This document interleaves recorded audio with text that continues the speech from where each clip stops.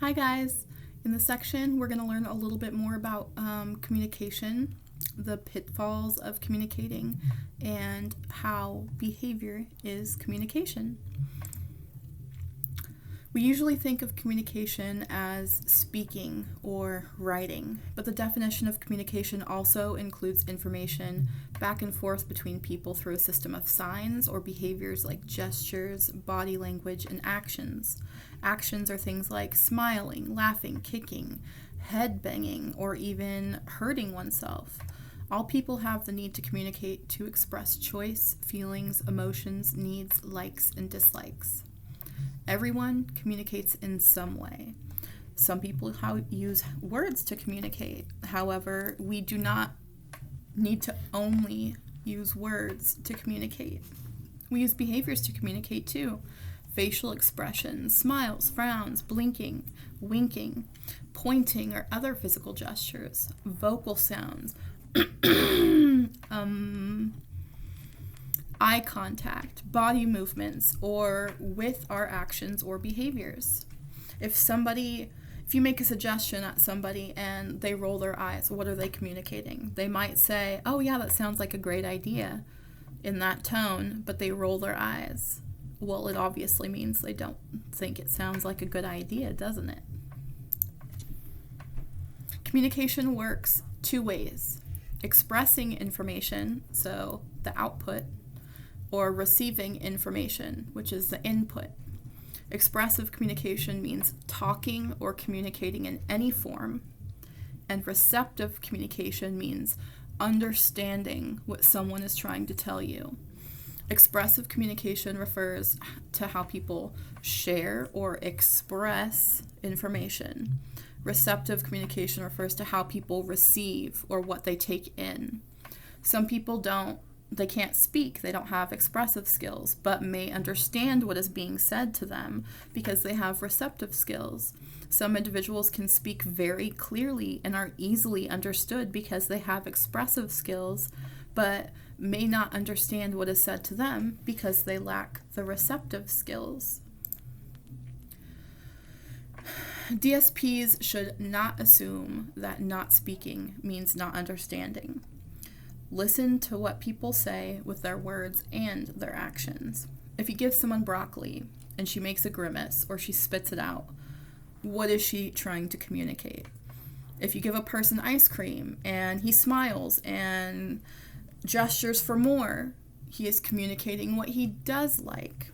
People can communicate through signs, symbols, behaviors, or by using an iPad or other assistive technology like a talkboard. Although some people may not use words to communicate, it doesn't mean that they cannot understand what others are saying. Intellectual or physical challenges may be the reason some people lack the ability to talk, but it does not mean that they do not understand what's happening around them. DSPs need to take the time to understand what someone is saying through their actions and behaviors. DSPs should model age-appropriate and positive communication. Some people have trouble using words to communicate because of hearing or physical, like hearing or motor impairment, or genetic factors related to their intellectual or other developmental disability. Medications can affect verbal communication, and when medications are changed, the ability to communicate may reappear. Sometimes a brain injury can affect someone's ability to communicate. As a DSP, you need to pay close attention to all forms of communication. People who communicate without using language usually develop a way to express their likes and dislikes, ask for things, show pleasure or displeasure, express pain or unhappiness, and they do so through movements and behaviors. Sometimes it can be hard to figure out what somebody is trying to communicate, and you need to think like a detective to decode what they are trying to say with their behavior. DSP should respect that everybody communicates, and everybody needs to communicate. They need to know that behaviors are communications, and they need to help find ways for people to express themselves in an appropriate manner. A person's behaviors, even the ones that we don't like, are attempts to communicate.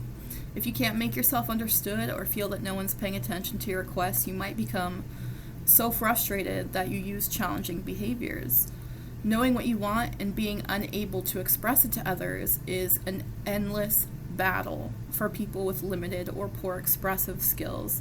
Think about how you might behave if others could not understand you and you really wanted or really needed something. As a DSP, it's your responsibility to listen to both words and behaviors to help the people you support find appropriate ways to express themselves about things that stress and frustrate them. Your role as a DSP: listen to the speaker. In order to listen, you have to be quiet. Stop talking. Don't insist on eye contact. Sometimes this can be very aversive to folks who may have disabilities. They do not want to have eye contact or make eye contact. It makes them uncomfortable. Whatever the reason, don't insist upon it. Listen to them. Pay close attention to what their body is doing and saying. Talk to their family. Use a positive, age-appropriate, and respectful tone. Don't talk to these individuals like they are children, unless they are children. But even then, don't talk to them like they're children. Use respect. Ask them questions, but avoid those why questions. Why are you doing that when I told you to do this? It can make people feel defensive when you ask those types of questions. If they're not understanding the first time you say it, use different words, use gestures, use different tone, use volume, use images. Pull up a picture on your phone or an iPad or on Google and show them an image of that. See if that helps. And most of all, be patient. These are the important things to avoid when you're trying to communicate. Don't shout. Don't talk or act like a parent. Do not say that you understand if you don't understand. And do not rush the person who's trying to communicate with you. Most important thing to remember, the roles of behavior and communication. This will be drilled into you in every video you watch throughout this course. Behavior is communication, and understanding that is essential in helping individuals with developmental disabilities become successful in advocating for their own needs. This has been your training on communication. If you have any questions or concerns, don't hesitate to reach out. Don't forget to take the test at the end of this course. Good luck.